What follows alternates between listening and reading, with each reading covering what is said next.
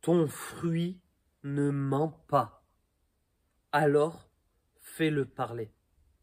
J'aimerais aujourd'hui vous partager encore un principe. C'est comme ça que dans ma relation j'ai avec Dieu, Dieu me donne des principes, Dieu me donne des clés, Dieu me donne des pépites d'or. D'ailleurs, c'est dans la playlist des pépites d'or. Je le reçois comme ça. C'est des choses qui sont subtiles, mais si on les comprend, ça peut changer la dynamique des personnes avec qui on est et la structure dans laquelle on est ou les groupes dans lesquels on est ou les personnes avec qui on est, peu importe. On va pas jouer sur les mots, avec l'église, avec l'ecclésia. Et ça, c'est vraiment important. Et dans ce principe-là, en fait, ben, c'est l'histoire de ma vie. Hein. Je suis né très rapidement dans une communauté de prophètes. Ça veut dire des gens qui vivent, qui voient le ciel, qui ont des révélations puissantes. Vraiment. C'est mon. Et malgré tout, j'ai dû faire ma place. Pas dans le sens que... Parce qu'en plus, je suis vraiment arrivé dans un endroit où très jeune, on m'a passé le micro. On m'a fait confiance. Et on m'a repris. Ça veut dire, Lucas, je te laisse enseigner, je te laisse donner des paroles, mais si tu fais mal, je te reprends. Et tu dois être enseignable. Donc, on m'a donné une liberté de fou, mais mon cœur et mon attitude, en fait, a été spolié à chaque... Hop, Lucas, là, t'as vu, là, quand t'as fait ça? Ouah, t'as pas besoin de crier. Lucas, arrête. Tu peux déclarer, tu peux prendre autorité, t'as un feu, mais rentrer dans un truc... Ouah, on va tous mourir. Dis non, ça sert à rien. Ok? Ça, c'est vraiment important. Dans la paix et dans le calme, le Seigneur se manifeste. Des fois, nous devons déclarer, des fois, nous devons, mais nous ne devons pas. Et voilà, et c'est toutes ces petites clés. Et en fait, arrivé un moment, eh ben, j'ai voulu promouvoir mon ministère de rue, prier dans la rue. Même j'ai été encouragé à faire ces choses-là et tout. Et en fait, et c'est là que j'ai aussi fait d'autres vidéos, c'est qu'en fait, inconsciemment, je voulais plus prendre une place que faire goûter mon fruit.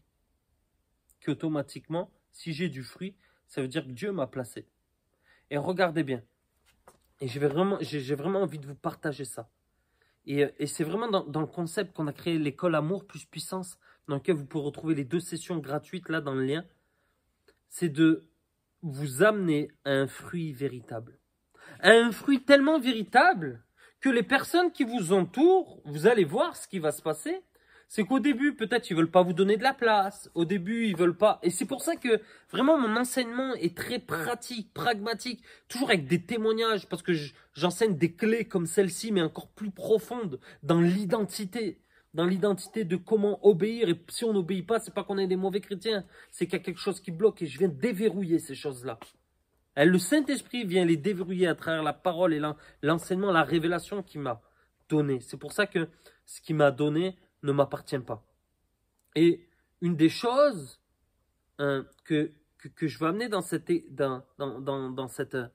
école, dans cette vidéo, et tout est lié aussi dans la plateforme Prier dans la rue. Donc nous avons un réseau d'évangélistes. Si vous voulez en savoir plus, allez sur Prier dans la rue. On se rassemble, on est monté jusqu'à 14 villes, 4 fois par an en évangélisation simultanée. C'est-à-dire qu'on évangélise chacun dans sa ville en même temps. Et on se fait un zoom avancé extraordinaire. On a l'impression de faire partie de quelque chose de plus grand. Et ça nous donne beaucoup plus de force. Et on voyons vraiment du fruit. Et c'est vraiment ça.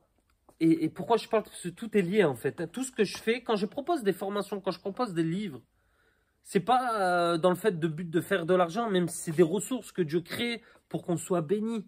Mais tout ce que je fais, c'est vraiment dans le but. En fait, moi, je suis très comme ça. J'ai une histoire et dans cette histoire, je crée des points d'accroche pour que les gens vivent l'histoire que Dieu a prévue pour eux.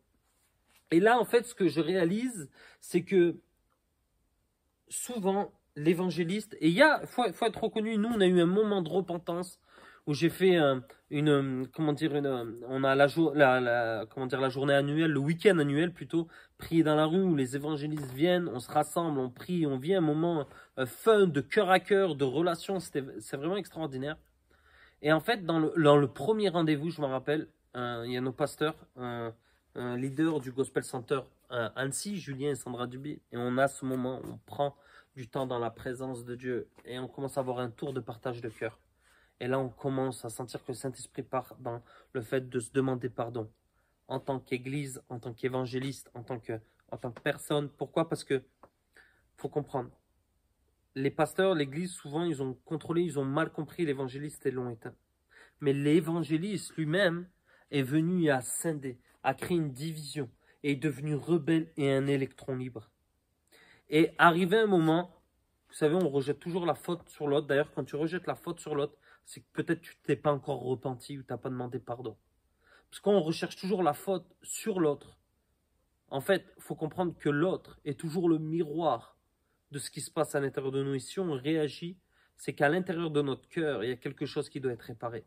Et en fait, il y a eu un moment de repentance où c'est demandé pardon. Eux, littéralement, les pasteurs, ils éteignent pas les personnes. Ils coupent pas le feu.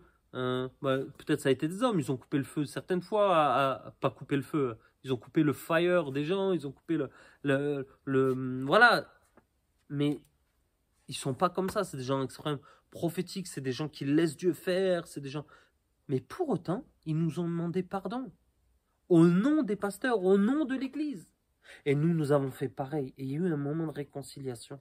Et on a carrément sorti un décret. D'ailleurs, peut-être je ferai le sujet d'une vidéo sur ce décret. C'est extraordinaire ce qu'on a reçu pour la France. Et on s'est dit, waouh. Et c'est là que j'ai dit, je ne peux pas faire une plateforme avec des évangélistes sans qu'il y ait de redevabilité, ni de soumission, et des gens qui font leur ministère, mais ils n'appartiennent pas à un corps, à une famille. Parce qu'en fait, je suis en train de faire pousser un membre sur un troisième membre, alors que Dieu a donné deux bras et je fais pousser un troisième bras. Hein, je veux dire, j'ai en train d'amener une maladie dans le corps. Je deviens la maladie dans le corps, en fait. Et une des choses que j'ai réalisées, et c'est souvent le problème, c'est que les gens veulent une place. Mais la clé, c'est ton fruit ne ment pas. Si ton fruit ment, ça veut dire que tu n'en as pas. Alors fais-le parler. Et en fait, voilà la stratégie que j'ai. Simple. Parce que mon but, vous savez, même si je veux voir des choses arriver, mon but est de devenir la solution et amener une solution. Pour que... et vous savez, souvent, il y a tellement de divisions, il y a tellement de choses, ça me fait tellement mal au cœur, parce qu'arrivé un moment, c'est une histoire de choix. Des fois, c'est plus facile de partir et de créer son propre truc que de rester là et de faire face et d'apporter vraiment des solutions. Et si tu es là et tu as un appel, que ce soit l'arc, que ce soit le prophétique, peu importe, fais parler ton fruit. Si tu portes ton fruit, tu sais ce qui va se passer, et c'est ce qui s'est passé pour moi. À chaque réunion, on m'appelle, on me demandait Lucas, est-ce que tu peux partager un témoignage? Lucas, surtout au début de ma conversion, c'était vraiment comme ça. Et arrivé un moment, en fait, c'est que les gens, je vais te dire, et ça va être le contraire. C'est au début, ton fruit va parler, on va l'utiliser pour la gloire de Dieu. Et arrivé un moment, on va même te dire, on va te mettre en avant. Donc, ce n'est pas le cas pour moi, ça n'a jamais été le cas de là où je suis allé. Mais pour certaines personnes, tout d'un coup, le pasteur, il va avoir une opportunité de se mettre en avant. et gloire à Dieu, on s'en fiche, j'ai pour la gloire de Dieu. Mais on va amener une restauration, une restitution dans le corps de Christ.